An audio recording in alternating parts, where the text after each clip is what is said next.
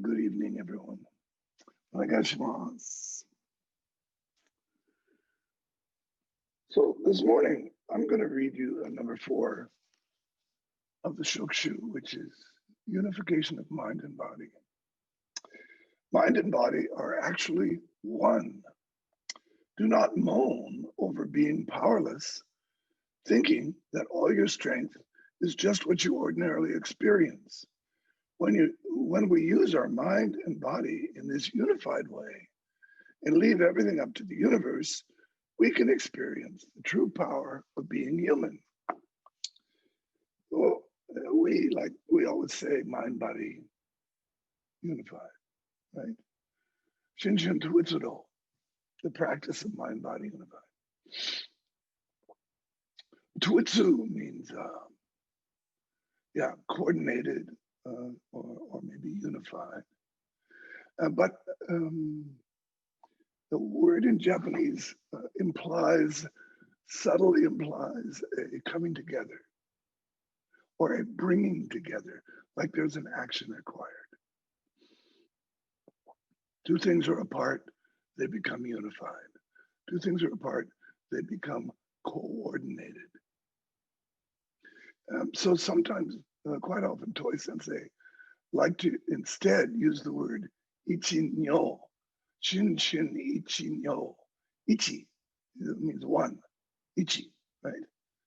Ichi Nyo means oneness, mind body oneness.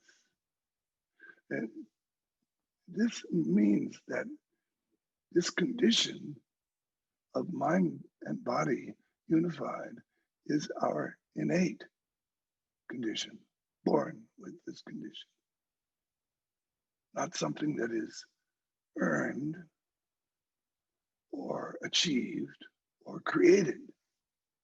It's our natural condition, and it's a perfectly balanced condition.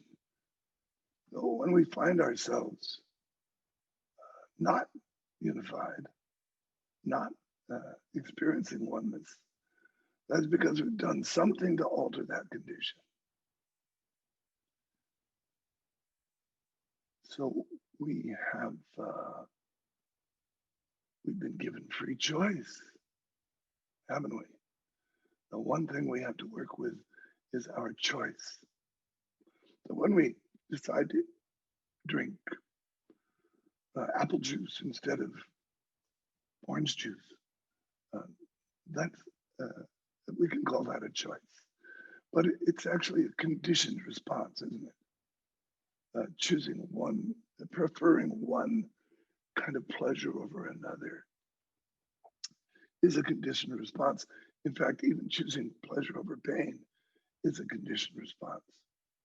There are people that pain brings them pleasure. This is a very strange thing, but it happens in human conditioning. The conditioning alters everything. So when we're young people, we're brought up in this world by people that are not perfect. Our parents were never perfect. So in some way, they condition us or socialize us and set up these structures in us that cause us to react to stimuli in a certain way. And we call that making a choice, but it's actually a socialization or a conditioning. And so we don't want to think about mind-body unification as a socialization or a conditioned response. It's our innate condition. We're born with that. So every time we do something to what we call lose one point or throw off our unification, our mind-body unification, to throw us out of oneness into a sense of separation, separateness, and unhappiness. This is because of our own responding to some conditioning.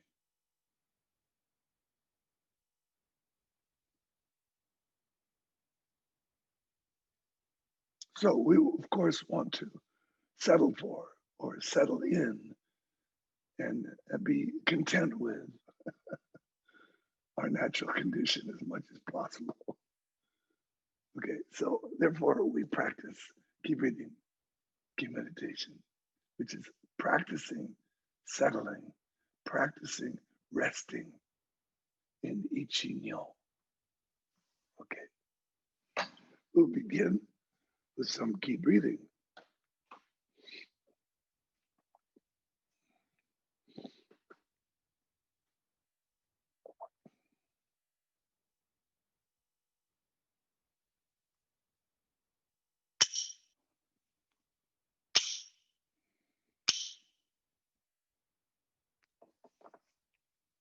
Okay.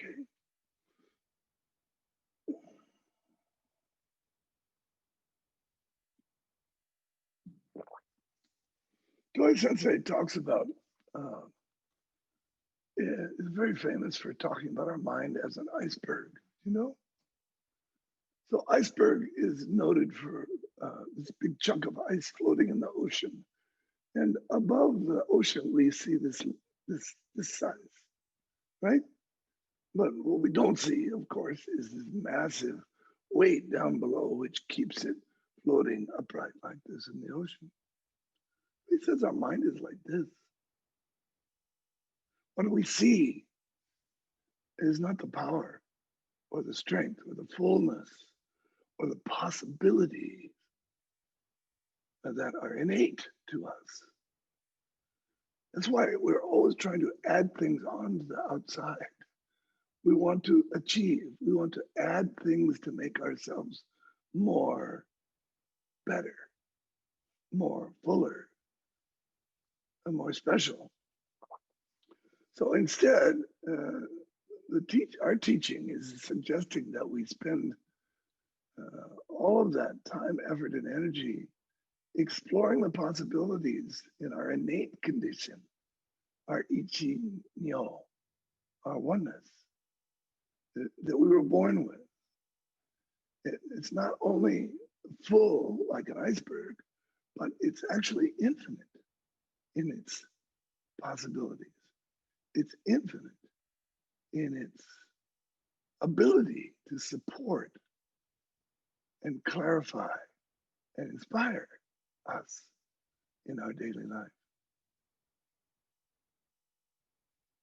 When we practice meditation like this, maybe you can feel just a little bit of that. So even if we just feel a tiny amount of this, it is the most exquisite and powerful feeling we've ever had in our lives. And nothing compares with it, no matter what we discover in the outside world. So that's why I like to meditate. Oh, what do you think? Please tell me something about your condition and how you're handling it. That would be good.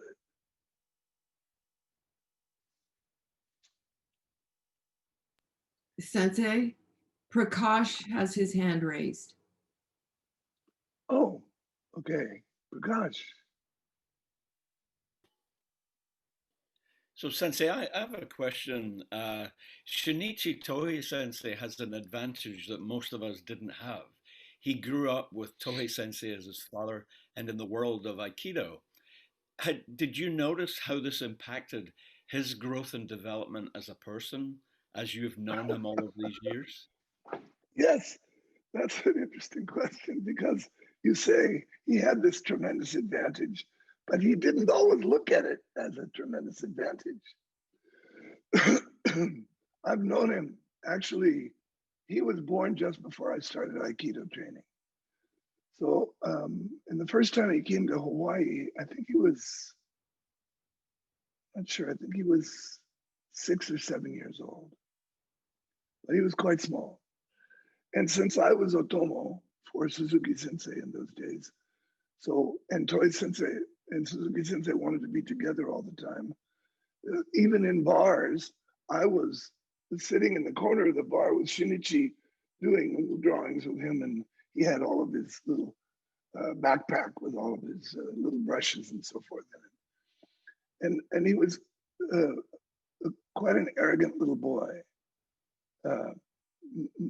to me. I was nothing but just a slave to him. And then, of course, I had other experiences with him in Japan as I was growing, but mostly he just didn't have much to do with me. And then when we had the grand opening, which is 1989, so he was like in his teens. We were in the Tenshinkan dojo. And anyway, we were doing, Toy Sensei was teaching, and he was my partner. And he was just a kid. He was like 16, 17 years old. And he was all over the place. He was staring out the window, looking at the ceiling, looking down at his feet. He was really bored and really unhappy to be there. And I smacked him a couple of times, said, hey, you know, you're acting like a jerk. You better pay attention. This is your father teaching. Do you know who your father is? Do you know how much value there is in that man? And he just looked at me like I was crazy. Okay, so that was high school age. Then he went to college and he had no intention whatsoever of becoming Aikido teacher. I mean, taking over his father's position. He was doing Aikido for sure. I think he had no choice. And even when he was at Keio University, he was then teaching at the Aikido school. There they have our Aikido club, Keio Aikido club. But still, he told me later that he was not planning, when he graduated with his degree, he was not planning on taking over his father's position. But soon after he graduated, his father took him to a seminar in the mainland. It was at the Oregon Key Society. And I was there, actually at that time with my whole family. And was fun to get to see him because he was completely transformed. And later he told us that trip was what did it for him. When he came to the seminar and saw all of these people being so nice to each other and supporting each other and listening to each other and being so open and loving with each other, he said, where else in the world do you find something like this? How can I turn my back on this? This must continue. So that's the way he expressed it to me. And then there's a little more, because then in 2000, he became, you know, it's about the year that I was asked to take over and lead Hawaii Key Federation. So that was the time when he also took over. So I trained with his dad for 26 years, and I've been trained with him now for 20 years, from 2000. So in the beginning, of course, he was not at all what he's like now. I mean, many of you know this because you've also been training with him for 20 years. But you can see the kind of progress he's made, and the progress that I see in him is his acceptance of Ichi Nyo, that he doesn't feel so much anymore like he needs to prove anything. He needs to change himself in any way to be better. He's exploring now the depth of his character, and it's shining through, and he's just going to be a wonderful, wonderful teacher as he grows and develops further, and already is, of course. Thank you for letting me talk about it. Yeah, thank you, Sensei. Yeah. Okay, someone else, please.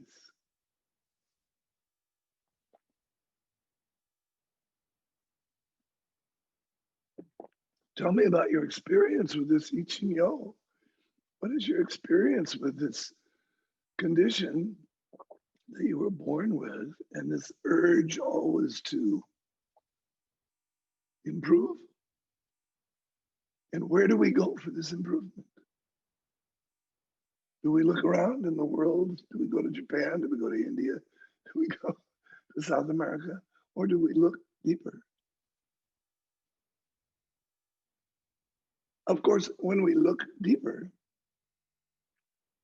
we look into ourselves. So when we look inward, it's the same as when we look outward. When we look inward, we look through a screen of our conditioning, our socialization. So we have an expectation, we have a demand, we have a requirement that we want to see this original condition. And so when we go looking for something that we will recognize, don't be fooled by that, because it's unrecognizable. And this is, it's so raw and so unsophisticated. It's so unsocialized. It's so not, our idea of anything. It's not a concept. It's underneath everything. It's what supports and gives birth to, or everything comes out of, arises out of this fundamental condition. And as it arises, it goes through this screen that we've created. I'm calling our conditioning or our socialization screen. It rises through that and then comes out affected by all that. Not always, I'm not saying this is always a negative thing. It's just a thing. It's the way it is. And when we are spending time sitting, paying attention, noticing, then we're noticing the nature of that screen. We're noticing the nature of that conditioning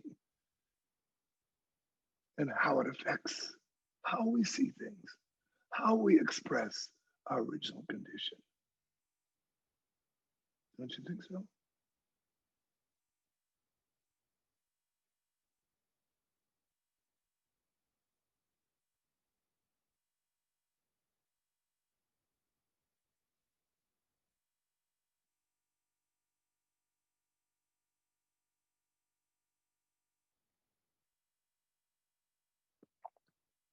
So all of you have this experience.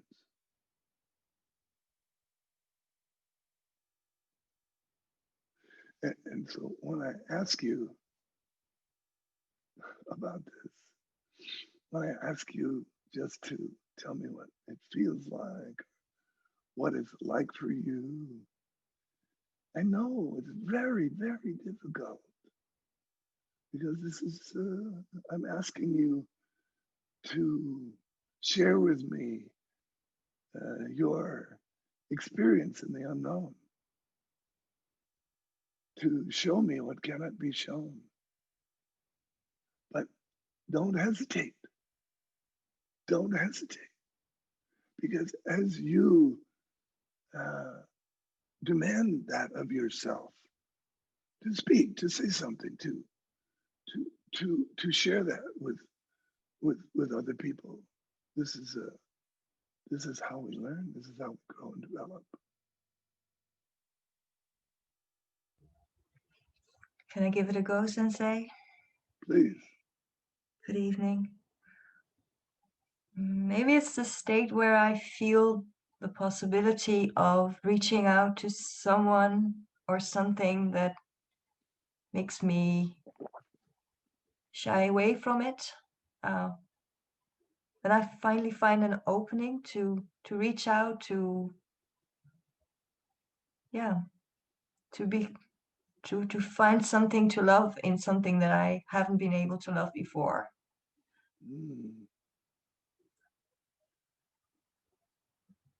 Thank you, Sensei. Okay, thank you. Yeah, one of the natures of this screen of conditioning or socialization that we've created, all of us, that has been created in us, is that it denies us the very thing we so cherish, which is love, sharing our deep feeling with another person. It causes us to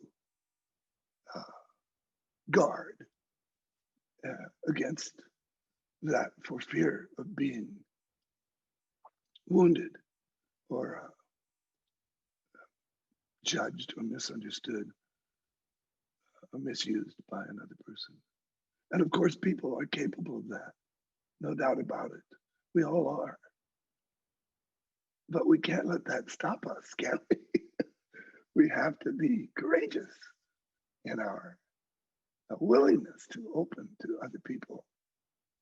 And even when we find someone to be cruel, or even when we find ourselves to be cruel, it all has to be water under the bridge. It all has to be forgiven.